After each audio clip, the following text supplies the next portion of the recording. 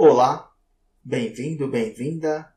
Eu sou o Rogério. Neste vídeo eu vou falar um pouco sobre um conteúdo que tem no processo seletivo de professores PEB-1 do estado de São Paulo. Deve ter alguns outros cargos também, que é a integração, currículo e tecnologias e a produção de narrativas digitais. Vou falar sobre esse conteúdo. Você pode acompanhar no PDF da apostila PEB-1 que eu estou vendendo. Está aqui na descrição do vídeo a apostila PEB-1 para o processo seletivo do estado de São Paulo. É em PDF. Tá? Aqui eu vou resumir todo o assunto. Vou falar aqui da maneira que eu entendi lendo esse texto. Tá? Então não é a leitura do texto em si. Só para você, de repente, estou aqui comentando, você dá uma folheada, vai olhando aí no PDF para entender qual que é o assunto que a gente está abordando aqui. Bom, vale observar que esse texto, Integração, Currículo e Tecnologias e Produção de Narrativas Digitais, ele é de 2012. Então, se tratando de um conteúdo que fala sobre metodologias ativas ou que fala de tecnologia da informação para a educação, é um texto antigo, tá? Então você precisa contextualizar a época que esse texto foi escrito. E outra coisa importante, tá? Com relação ao texto aí feito em 2012. Você entender que o tempo passou. Tá? Que muita coisa que tem lá talvez não sirva no momento, mas é um conteúdo que vai cair na prova. Então a gente tem que entender na época que foi escrito. Os autores desse texto aí é Maria Elizabeth Bianconcini de Almeida e José Armando Valente, tá? Então, tá lá Valente e Almeida nas referências. São esses dois autores aí. Bom, o trabalho em si diz para que haja atividades em sala de aula com trabalhos aí das TDICs, eles falam TDIC, também é conhecido como as TICs, que são as tecnologias de informação na educação. Lá eles colocam como TDICs, tá? Trabalhar as TDICs em narrativas digitais. Então, durante o texto, eles falam que as narrativas sempre existiram, como forma de entretenimento até. Então, o conto, a história, os textos, então essas narrativas sempre existiram. Mas é interessante trazer para a escola essas narrativas de formas digitais. Então, continuam sendo narrativas, mas de maneira digital, através de um texto escrito em um blog, por exemplo, ou num vídeo feito pelas crianças, alguma apresentação em vídeo. Então, não deixa de ser uma narrativa, que é um conteúdo já trabalhado em escola, só que agora digital. Tá? Em um dado trecho do conteúdo, eles dizem o seguinte: com a produção dessas narrativas, conceitos são explicitados e a narrativa passa a ser uma janela na mente. Grava isso, gente.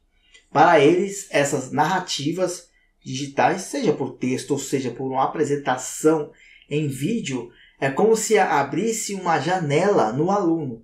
É como se você enxergasse o que este aluno entende sobre determinado assunto, o que ele está falando.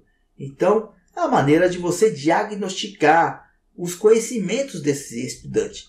Então, com a produção dessas narrativas, conceitos explicitados, e a narrativa passa a ser uma janela na mente do aluno, de modo que o professor possa entender e identificar os conhecimentos do senso comum e, com isso, possa intervir, auxiliando o aprendiz na análise e depuração de aspectos que ainda são deficitários, ajudando-o a atingir novo patamar de compreensão do conhecimento científico. Então, aquilo que está no senso comum, que está de maneira incorreta, que o aluno está falando bobagens, né? Vamos dizer assim, falando bobagens, o professor então faz a intervenção, corrigindo, olha, não é bem assim, é dessa maneira, então é nesse sentido. Tendo essa narrativa digital, abre essa janela na mente do estudante e através dessa janela, né, vamos Imaginar que você está enxergando como que está funcionando o cérebro do aluno para determinado assunto que você está trabalhando com essa narrativa digital.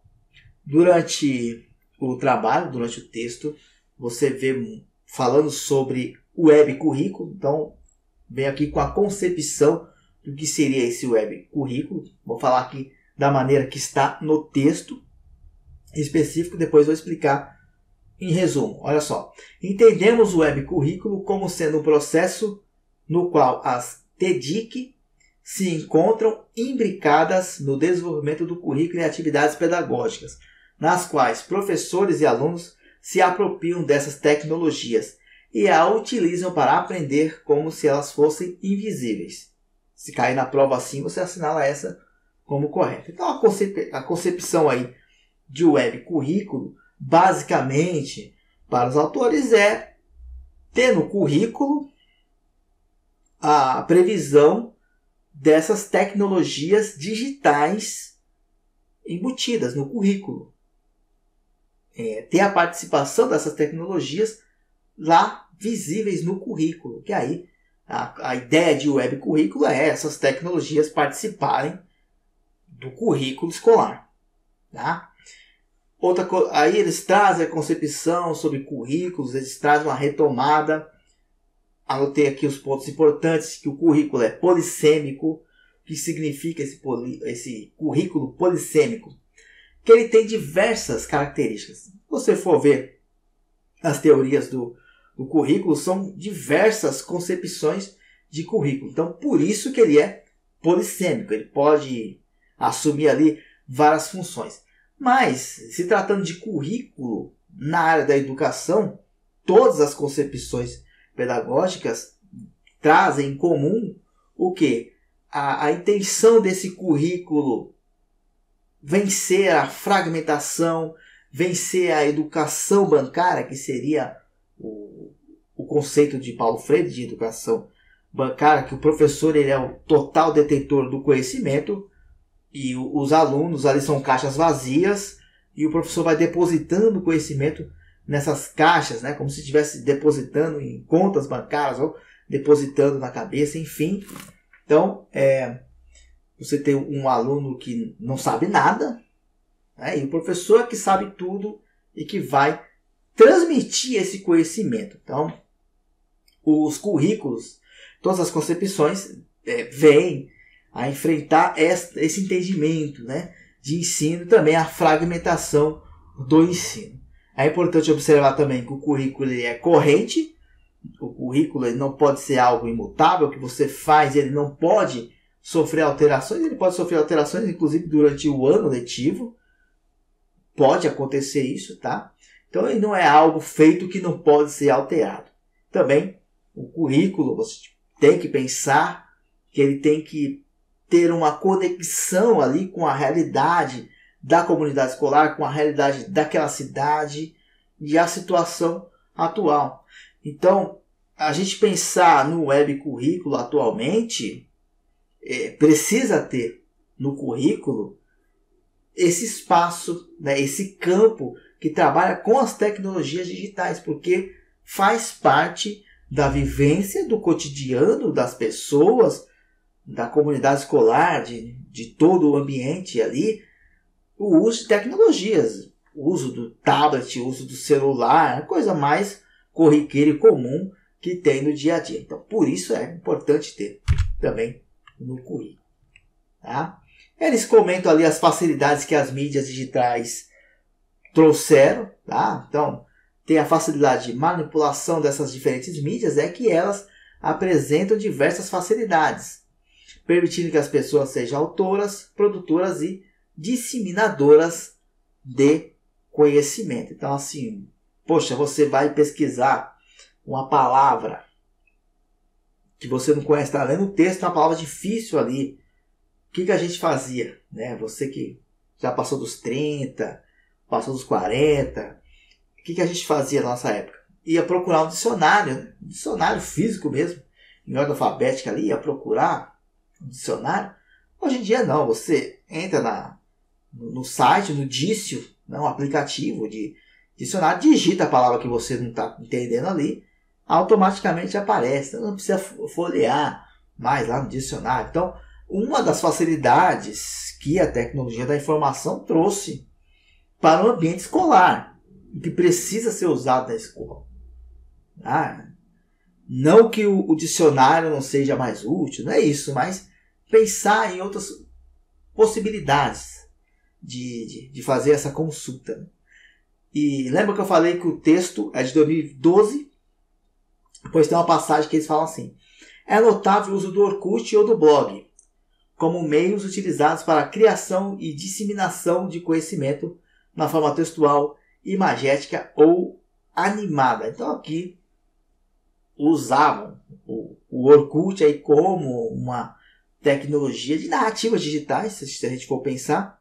Então o Orkut, para quem não sabe, de repente você é bem novinho, não conheceu, o Orkut morreu em 2014, eu cheguei a usar o Orkut, aí depois veio o Facebook e acabou com o Orkut, e hoje a gente tem essas várias esses vários sites, né, digitais aí, esses vários sites que tem a ver com o Orkut, né, que são as redes sociais, chamadas redes sociais. Assim é comum encontrarmos a expressão o letramento digital para designar o domínio das TDIC, no sentido de não ser um mero apertador de botão, alfabetizado digital, mas de ser capaz de usar essas tecnologias em práticas sociais. Então essa última parte aqui para terminar o vídeo está dizendo sobre o letramento digital, qual que é a concepção de letramento digital na ideia deles. Então é como se fizesse uma analogia, é uma analogia direta aí às hipóteses escritas. Então você tem o alfabetizado. O alfabetizado é aquele que lê, escreve, mas nem sempre entende o que leu e às vezes não entende o que está escrevendo ali, não há uso da pontuação correta, não tem vírgula, não tem ponto final, não tem travessão em diálogos ou um ponto de interrogação numa pergunta, não tem nada disso. Então a pessoa ela é alfabetizada, mas ela não utiliza de maneira correta o idioma. Então, seria esse o alfabetizado. Então, o letrado, aí é uma outra conversa. O letrado, ele entende tudo o que ele leu, tá? E quando escreve, ele usa a pontuação corretamente e é capaz até de explicar por que usou a vírgula em tal lugar, por que usou um ponto de interrogação, tá? Então esse é o letrado, se formos analisar aí com as hipóteses de alfabetização e letramento, tá? Então o letramento digital, o que seria? A pessoa saber o que está fazendo com essa ferramenta, entender a funcionalidade, para que serve uma rede social, para que serve um LinkedIn, por exemplo, que já é uma rede um pouco diferente, como que funcionam os sites de busca, como que funcionam os sistemas de busca, entender o que é um algoritmo, entender uma lógica de programação. Então, isso seria o letramento digital, tá? Então, até fala aqui, é comum encontrar essa expressão letramento digital para designar o domínio da TDIC, no sentido de não ser, então, aquele que é letrado digital, ele não é um apertador de botão, que eles chamam de alfabetizado digital. Tá? Então, o alfabetizado digital é aquele que sabe mexer com as ferramentas, é um apertador de botão, entra na rede social e tal, mas não entende como é que é o funcionamento e não tem nenhum senso crítico com relação ao que ele está vendo. Por exemplo, tem uma notícia falsa, uma fake news. Ele não tem a capacidade de pensar que talvez aquilo seja falso e não tem nem a capacidade de saber como buscar a informação correta, se aquilo está certo ou não. É muito comum os brasileiros caírem em fake news por não entender o funcionamento da internet. Tá? Então é nesse sentido de ter o letramento digital para este ser um ser crítico, saber o que está fazendo com essas ferramentas, interpretar o que ele pesquisa, o que ele encontra na internet, inclusive, né, essa questão de fake news, entender o que é notícia falsa e o que não é. Tá? Então é isso, gente. Basicamente é isso o que eu entendi aí sobre esse texto. Na prova pode cair uma questão ou duas? Pode cair, né? Sempre há a possibilidade. Tá certo? Espero que tenha gostado desse resumão aí, deste conteúdo que está previsto no edital, integração, currículo e tecnologias e a produção de narrativas digitais. Tá certo? E não esqueça de comprar a nossa apostila. Na descrição do vídeo tem o link para você comprar. Muito obrigado, até a próxima. Valeu!